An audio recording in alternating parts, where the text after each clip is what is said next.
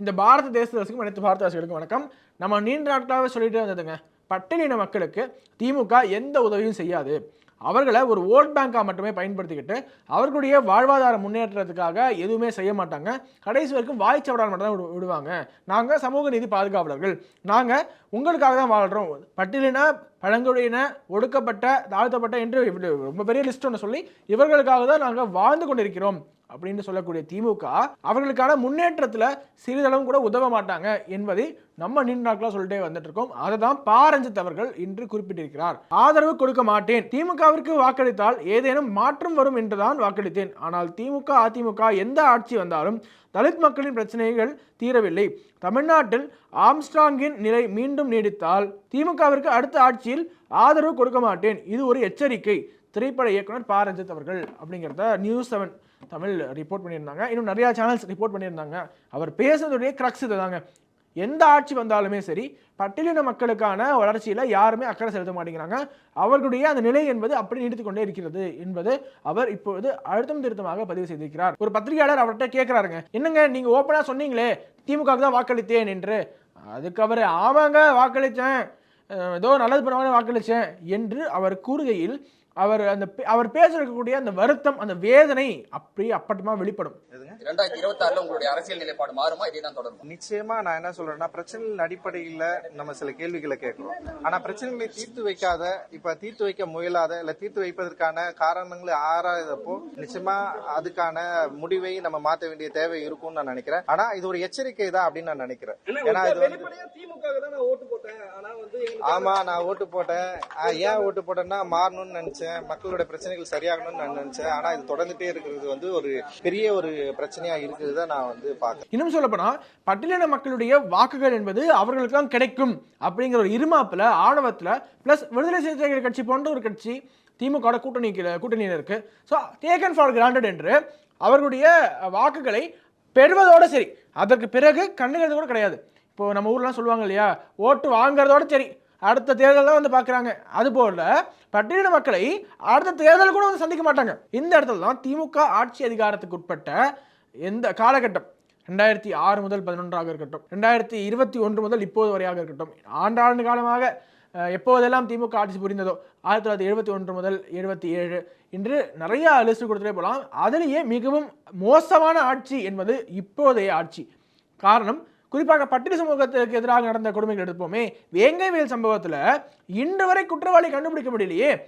முதல்வர் என்ன சொன்னார் தேர்தலுக்கு முன்னாடி, சட்டம் ஒழுங்கு என்னுடைய நேரடி கட்டுப்பாட்டை வரும், காவல்துறை என்னுடைய நேரடி கட்டுப்பாட்டை வரும், தவறு செய்தவன் யாராக இருந்தாலும், மீண்டும் சொல்றேன், தவறு செய்தவர்கள் யாராக இருந்தாலும் அவர்கள் மீது நடவடிக்கை எடுக்கப்படும், கடும் நடவடிக்கை எடுக்கப்படும் என்று சொன்னாரா இல்லையா?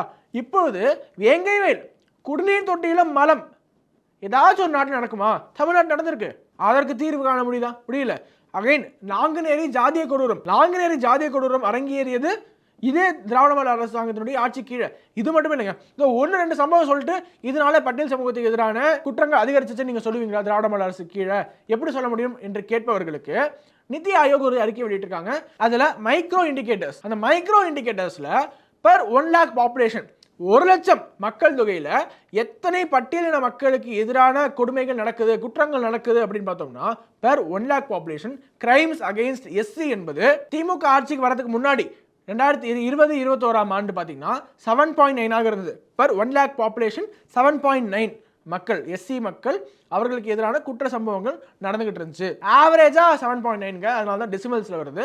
அடுத்து அப்படியே 3 ஆண்டுகள் கழித்து இப்போது 2023-24 ஆண்டு பார்த்தீங்கன்னா இந்த நம்பர் 12.2 ஆக அதிகரித்து இருக்கிறது. ஸோ மிகப்பெரிய சாதனை என்ன? அவர்களுடைய ஆட்சி கீழே இந்த சோகால்டு திராவிடியன் சமூக நீதி காக்கக்கூடிய அரசாங்கத்தினுடைய ஆட்சிக்கு கீழே, திமுக ஆட்சிக்கு கீழே பட்டியலின மக்களுக்கு எதிரான குற்ற சம்பவங்கள் அதிகரிச்சிருக்கு அப்படிங்கிறதான் டேட்டா சொல்லுது. சரிங்க, அது மட்டும் இல்லை, பழங்குடியின மக்களுக்கு எதிரான குற்றங்கள் அதிகரிச்சிருக்கு.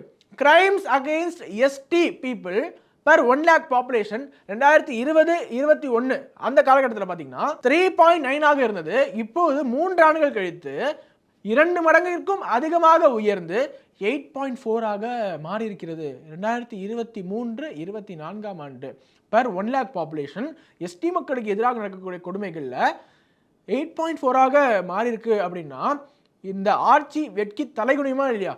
இந்த ஆட்சியாளர்களுக்கு வாக்களித்த மக்கள் வெட்கி தலைகுனிய வேண்டும். மீண்டும் இந்த ஆட்சி நடந்து கொண்டிருக்கும் போதே, இது போன்ற ஒரு காட்டாட்சி பேயாட்சி நடந்து கொண்டிருக்கும் போது 40க்கு 40 என்ற சீட்டை அள்ளி கொடுத்து, அதான் நிறைய பேர் பேட்டியில் சொல்லிட்டு இருந்தாங்க, ஒவ்வொரு இன்டர்வியூஸ் பார்க்க முடிஞ்சது. திமுக ஆதரவாளர்கள், திமுக அனுதாபிகள், சாஃப்ட் கோர் திமுக ஆதரவாளர்கள் என்று இருப்பார்கள் இல்லையா, அவங்க என்ன சொல்லிட்டு வராங்க, 40க்கு 40 என்பது தமிழக மக்களுடைய பரிசாக இருந்தது திமுகவிற்கு. மாறாக திமுக தமிழக மக்களுக்கு அளித்தது என்பது, அவர்களுக்கு திருப்பி கொடுத்தது என்பது மின் கட்டண உயர்வு, சொத்து வரி உயர்வு, ஆவின் பால் விலை உயர்வு, இது போன்ற பட்டியலின பழங்குடி மக்களுக்கு எதிரான கொடுமைகள் அதிகரித்தது திமுக மக்களுக்கு கொடுத்த பரிசு. மக்கள் திமுகவை எப்படி பார்க்கிறாங்க, மக்களை திமுக எப்படி நசுக்குகிறது அப்படிங்கிறதுக்கு இது சிறந்த உதாரணம். இந்த வெற்றி கொடிகட்டு படத்தில் பார்த்தீங்கன்னா மக்கள் திமுக அப்படியே மேட்ச் பண்ணி பாருங்க. பார்த்திபன் வடிவேலு கொடை பிடிப்பார், அது மாதிரி திமுகவுக்கு மக்கள் கொடை பிடித்து போங்க ஆட்சி கடையில் அமருங்க அப்படின்னு அனுப்பி விடுறாங்க.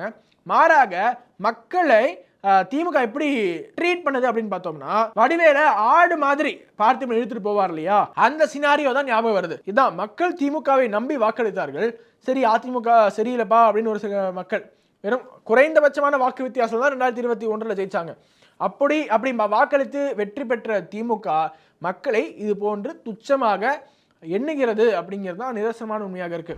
சரி, இதெல்லாம் போகட்டும் அப்படின்னு விட்டா கூட திமுக தலைவர்கள் எப்படி மோசமா பேசியிருக்காங்க, பட்டியலின மக்களை கொச்சைப்படுத்தும் விதமாக, அசிங்கப்படுத்தும் விதமாக எப்படி பேசியிருக்காங்க அப்படிங்கிறதுக்கு ஒரு கம்பெரிஷன் உங்களுக்கு போட்டு காட்டுறேன், அதை பார்த்துட்டு வந்துருங்க. ஜாஜின்னு கேட்டாரு, ஜாஜி சொன்னேன், நீயும் பாருங்கம்மா தான் என்ன வன்னியர் என்ன பெருசா நினைச்சுக்காத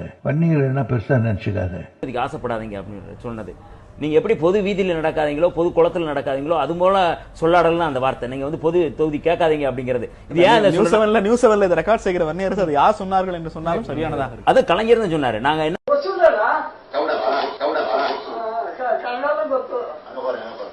உங்கள மாதிரி ஆட்கள், அதாவது தாழ்த்தப்பட்ட ஆட்களா, தாங்கள் தாழ்த்தப்பட்ட ஆட்களா,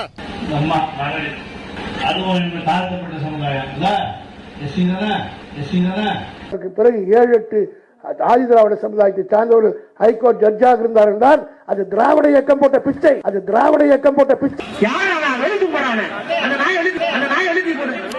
அதை செய்யாம சொல்றாரு, மாநிலங்கள் செய்யுங்கன்றாரு. ஆனா அம்பட்டங்கடை முடிவற்ற கடையே தொழில் ரீதியா போயிருக்கோம். ஆனா தமிழ்நாடு பூரா ரெட்டியார்கள் இருக்கு சொன்ன அந்த ஜீவோ வச்சுதான் உங்களுக்கு கொடுத்துட்டு இருக்காங்க. 2 ஜீவோவும் நான் போட்ட ஜீவோ, கலைஞர் போட்ட ஜீவோ. அந்த ஜீவோ இன்னைக்கு தமிழ்நாடு பூரா பிசி வாங்குறோம்னா அதுக்கு அடிப்படை காரணம் இதுதான். இப்ப ஓபிசி வந்து பாபா சொன்னாரு வாங்கிடலாம், வாங்கிட்டா சந்தோஷம், அரசியல் வரும் போகும், அது அரசியல் நிரந்தரம் இல்ல. ஆனால் இந்த சமுதாயத்துக்கு எதையாவது செய்ய தைரியமா செய்யணும்னா நானும் அண்ணன் நேரு மந்திரியா வந்தா மட்டும்தான் செய்ய முடியும். வேற யாரும் தைரியமா செய்ய மாட்டாங்க. பாத்தீங்களா, முதல்ல அண்ணா காலத்திலிருந்து அரசியல் செய்யக்கூடிய திரு துரைமுருகன் அவர்கள், அமைச்சர் துரைமுருகன் அவர்கள் ஆரம்பிச்சு நேற்றுக்கு அரசியலுக்கு வந்த திமுக பிரமுகர்கள் வரை பட்டியலின மக்களை ஏதோ டேக்கன் ஃபார் கிராண்டட் போல அப்படி சர்வ சாதாரணமா நிறைய கமெண்ட்ஸ் பாஸ் பண்ணிட்டு பார்க்க முடியுது. ஆரம்பத்தில் துரைமுருகன் அவர்கள் என்ன சொல்றாரு, ஈவே ராமசாமி நாயக்கர், அதாவது பெரியார், இவர்கிட்ட நீ என்ன ஜாதி, அதாவது பெரியார் அவர்கள் ஒரு நபரை பார்க்கிறாருனாலே மூன்றாவதாக அவர்கிட்ட கேட்கக்கூடிய கேள்வி என்ன, நீ என்ன சமூகம், நீ என்ன சாதி. இவர சாதி ஒழிப்பு போராளி என்று நம்ம கொண்டாடிட்டு இருக்கோம்.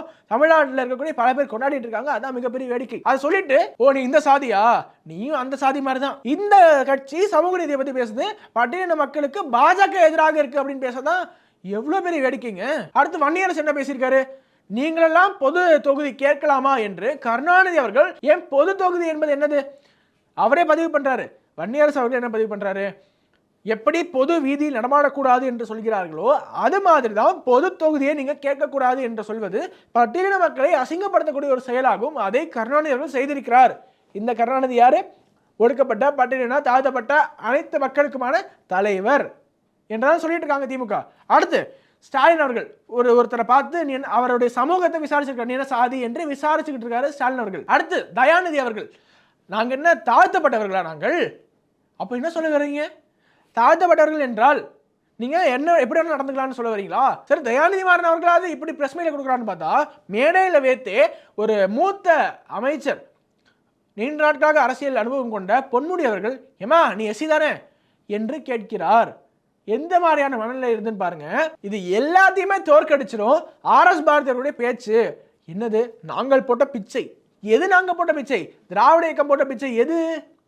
பட்டியலின மக்கள் படித்து நீதிபதிகளாக மாறியிருக்கிறார்கள் என்றால் அது திராவிட இயக்கம் போட்ட பிச்சையாம். அவங்க கஷ்டப்பட்டு படித்து முன்னேறி வந்து ராவும் பகலமாக உழைச்சி மேலே வந்தா நாங்கள் போட்ட பிச்சை என்று சொல்வது எந்த விதத்தில் நியாயம்? எல்லாமே இருக்கட்டுங்க, சரி நீங்கள் தான் காரணம் அப்படின்னு வச்சுக்கோம். சட்டை பேண்ட் போடுறதுக்கு படிக்கிறதுக்குலாம் நீங்கள் தான் காரணம்னு வச்சுப்போம். அதை நாங்கள் போட்ட பிச்சை என்று சொல்வது அவர்களுடைய அந்த மனநிலையை காட்டுகிறது. இவங்கெல்லாம் சேர்ந்து பாஜகவிற்கு சமூக நீதி படத்தை எடுக்கிறதா உச்சகட்ட அவமானம். இன்னும் நிறைய திமுகவுடைய பேச்சுகள் எடுத்தோம்னா நிறைய எடுத்துக்கிட்டே போகலாம். இன்னும் இந்த விக்டிம் கார்டு பிளே பண்றது, அதாவது ஆராசா அவர்கள் பட்டியலினத்தை சார்ந்தவர் என்ற காரணத்தினால்தான் சென்ட்ரல் ஏஜென்சி அவரை டார்கெட் பண்ணது 2G வழக்கில் என்று குறிப்பிட்டால் கருணாநிதி அவர்கள் விக்டிம் கார்டு ப்ளே பண்ணிடுறது. ரீசெண்டாக செல்வ பிறந்தகை அவர்கள் இந்த விக்டிம் கார்டு ப்ளே பண்ணார் இல்லையா, அது மாதிரி எங்கே போனாலும் இந்த விக்டிம் கார்டை ப்ளே பண்ணிட வேண்டியது. விக்டிம் கார்டை ப்ளே பண்ணி இந்த பக்கம் பார்த்தா நீங்கள் பொது தொகுதி கேட்கலாமா என்று ஒரு பட்டியலின விடுதலை சிறுத்தைகள் கட்சிக்காரரை பார்த்து கேட்டிருக்கிறார் கருணாநிதி அவர்கள் என்று அவர் பதிவு செய்திருக்கிறார். நான் ஒன்றும் பதிவு செய்யல. இப்போது திமுகவோட கூட்டணி கட்சியில் இருக்காங்க விடுதலை சிறுத்தைகள். அப்படி என்னங்க கூட்டணி? அப்படி பட்டியலின மக்களுக்கு ஒன்றுமே செய்ய மாட்டாங்க என்று தெரிந்தும் கூட்டணிக்கான தேவை என்ன? பிசிகா பாருங்க 6 தொகுதியில் 4 ஜெயிச்சிட்டாங்க. 6 தொகுதி கொடுத்தாங்க 2021 சட்டமன்ற தேர்தலில். அதில் 2 தனி தொகுதி 2 பொது தொகுதியில் ஜெயிச்சிட்டாங்க. அதே மாதிரி 2019 பார்த்தீங்கன்னா 2 MP சீட்டு. ஒரு MP சீட்டில் பானை சின்னத்தில் சிதம்பரத்தில் திருமாவளவன் நின்னாரு, ஜெயிச்சிட்டாரு. உதயசூரியன் சின்னத்திலேயே திரு ரவிக்குமார் அவர்கள் விழுப்புரத்தில் கண்டஸ்ட் பண்ணுறாரு, அவரும் ஜெயிச்சார் 2019. மீண்டும் 2024 பார்த்தீங்கன்னா ரவிக்குமார் அவர்கள் பானை சின்னத்தில் போட்டியிடுகிறார். 2 பாராளுமன்ற தொகுதி அவர்கள் கிடைக்குது. இதுவே விசிகா தனியாக என்ன கிடைக்குமா? கிடைக்காது. அதனால பட்டியலின மக்களுக்கு எவ்வளவு துரோகத்தை திமுக இழைத்தாலும் சரி, நமக்கு 2 சீட் கிடைக்குது, சட்டமன்ற தேர்தல் 4 சீட் கிடைக்குது. ஸோ திமுக ஏதாச்சும் இந்தாங்க 4 சீட் வச்சுக்கோங்க அப்படின்னு போட்டா இவங்க பிடிச்சிக்கிட்டு ஓகே தலைவரே நீங்க என்ன சொன்னாலும் சூப்பர் அப்படின்னு சொல்லக்கூடிய மனநிலைக்கு தள்ளப்பட்டிருக்காங்க. அதையெல்லாம் இப்போதுதான் பாரஞ்சித் போன்றவர்கள் பேச தொடங்கியிருக்காங்க. அவருடைய படத்தின் மூலமாக அவர் 1008 கான்ட்ரவர்சிஸ் இருக்கு, 1008 முரண்பாடுகள், கருத்து வேறுபாடுகள் நமக்குள்ள இருக்கலாம். ஆனால் பாரஞ்சித் அவருடைய இந்த ஸ்டேட்மெண்ட் அப்படிங்கிறது எப்படி 100% பொருத்தமான ஒரு ஸ்டேட்மெண்ட் அப்படிங்கிறத திமுக கூட்டணி கட்சிகள், குறிப்பாக பட்டியலின கட்சிகள், பட்டியலின மக்கள் சிந்தித்து பார்க்க வேண்டும். தலித்துகளுக்கு எதிரான கொடுமைகள் தீர்க்கப்படும், அதில் கொஞ்சமாக இம்ப்ரூவ்மெண்ட் இருக்கும், நாங்கள் நம்பணும், அதனால திமுக ஓட்டு போட்டோம். ஆனால் இம்ப்ரூவ்மெண்ட் ஆன மாதிரியே தெரியல. இப்படியே தொடர்ந்தால் அடுத்த முறை நாங்கள் ஆதரவு அளிப்போமா அப்படிங்கிறது மிகப்பெரிய கேள்விக்குறி. இது ஒரு எச்சரிக்கையாக சொல்லிக் கொள்கிறேன் என்று பாரஞ்சித் அவர்கள் சொன்னவுடன் உடனே திமுக காரன் வந்தாங்க. பாரஞ்சித்துக்கு என்ன 1 கோடி ஓட்டை இன்ஃப்ளூயன்ஸ் பண்ற அளவுக்கு செல்வாக்கு இருக்கா? பாரஞ்சித் அட்டாக். ஒரே ஒரு ஸ்டேட்மெண்ட் தாங்க சொன்னாரு. திமுக ஆட்சியில் நாங்கள் எதிர்பார்த்த அளவுக்கு எங்களுடைய மக்களுக்கான நலத்திட்டங்களை அவங்க செயல்படுத்தவில்லை. எங்கள் மக்களுக்கு எதிராக நடைபெறக்கூடிய குற்ற சம்பவங்களை அவங்களால் தடுக்க முடியவில்லை. அப்பேற்பட்ட ஆட்சிக்கு நாங்கள் ஆதரவு அளிக்கணுமா அப்படிங்கிறது நாங்கள் மறுபரிசீலனை செய்வோம் என்பது மட்டும்தான் அவருடைய கருத்தாக இருந்துச்சு. உடனே திமுக ஐடிவிங் பாஞ்சு புடுங்கி அவரை அந்த அளவுக்கு கீர்த்தனமாக விமர்சனம் செய்ய ஆரம்பிச்சிட்டாங்க. அதுதான் திமுக ஐடிவிங் எப்பேற்பட்டவர்கள், திமுகவுடைய சகிப்புத்தன்மை எந்த அளவுக்கு இருக்கு அப்படிங்கிறத காட்டியிருக்கு. இப்படிதான் கொஞ்சம் கொஞ்சமாக திமுக அவர்களுடைய சொந்த ஓட் பேஸ் இருக்கு இல்லையா, சப்போர்ட்டர் பேஸ், ஓட் பேஸ் கொஞ்சம் கொஞ்சமாக இழந்துகிட்டு இருக்கு. ஒரு ஷார்ட் டேர்மில் பார்த்தீங்கன்னா திமுக அப்படியே ஸ்ட்ராங்காக இருக்கிற மாதிரி தெரியுங்க. 40 ஜெயிச்சிருக்காங்க. 2026 200 தொகுதியில் வெற்றி பெறுவோம் அப்படின்ட்டு டார்கெட்டை வச்சு வேலை பார்த்துட்டு இருக்காங்க கடுமையாக. திமுகவிற்கு எதிராக கண்ணு கெட்ட தூரம் வரை எதிரிகள் இல்லை என்று சொல்லிக் கொண்டிருக்காங்க. பட் லாங் டேர்மில் கொஞ்சம் கொஞ்சமாக அவர்களுடைய சப்போர்ட்டர் பேஸை இழந்துக்கிட்டு வராங்க திமுக. இது அந்த கட்சிக்கு மிகப்பெரிய ஆபத்தாக போய் முடியும். அதுவரை தொடர்ந்து நாம் மக்களோடு உரையாடி கொண்டே இருப்போம். திமுக எப்படி வெறும் வாய்ப்பேச்சுகளால் மட்டுமே நாங்கள் உங்களுக்கு எதுவும் செய்ய மாட்டோம், பதிலுக்கு இதயத்தில் இடம் கொடுக்குறோம் அப்படின்ட்டு கருணாநிதி அவர்கள் சொன்னார். எங்களுக்கு ஏன் சீட்டு கொடுக்கல அப்படின்னு கேட்டால் உங்களுக்கு இதயத்தில் இடம் கொடுக்குறேன் என்று மழுப்புவது போல வாயில பேசி பேசி நீங்கள் எங்களோட இதயத்தில் இருக்கீங்க என்று செயலில் ஒன்றுத்தையும் செய்யாமல் இன்னும் பட்டியலின மக்களை ஏதோ துச்சமாக எண்ணி மேடைகள்லேயே திமுக தலைவர்கள் பேசுறதுனால பார்க்க முடியுது. இப்பேற்பட்ட திமுகவை எப்படி அனைவரும் சேர்ந்து நிராகரிக்க வேண்டும் என்பதை மக்களோடு உரையாடி கொண்டே இருப்போம். மக்கள் என்றேனும் ஒரு நாள் புரிந்து கொள்வார்கள் என்ற நம்பிக்கையோடு விடைபெறுகிறேன். மீண்டும் அடுத்த ஒரு நிகழ்ச்சியில் உங்களை சந்திக்கிறேன். அது வணக்கம். வந்தே மாத்திரம்.